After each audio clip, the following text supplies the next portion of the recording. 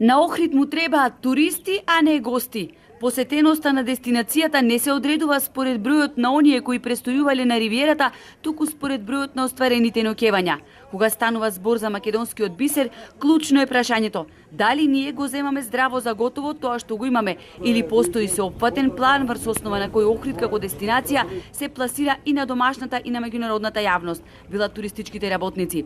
Потенцираат дека Охрид нема стратегија за развој на оваа стопанска гранка. Не само за Охрид, за цела Македонија, ние немаме стратегија уште за туризмот. Од кога се зборуваат каков туризам ќе правиме Охрид, дали масовен или ексклузивен туризам. Мислам, Охрид не заслужува овај вид на туризам, зашто покрај масовниот елитните гости не идат.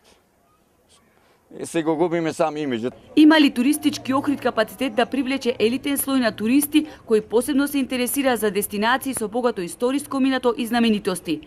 Туризмолозите ја разрешуваат секогаш актуелната дилема: дали со поволни и ниски цени на случајните аранжмани привлекуваме и помалку финансиски мокни гости. Охрид, велат чекори, но за развој на елитен туризам треба време и пари. За поелитни гости на ривиерата треба и елитна дестинација.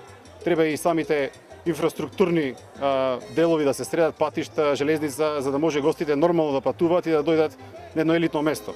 Исто така ни е предност аеродромот, што значи за иднина треба малку поќе да се направат, имат поќе летој да се во Охрид, а не во Скопје да ги носиме туристите. И најпознатите светски туроператори кои ја истражуваа Македонија, задржувајќи се во Охрид, вела дека нашата земја поседува исклучителни богатства. Охрид, кој е меѓу само 28 места во целиот свет кои се на листата на УНЕСКО поради природните и културни богатства и кој се брои меѓу 30 најубави мали градови во Европа, заслужува да биде дел од светската промоција на Балканот.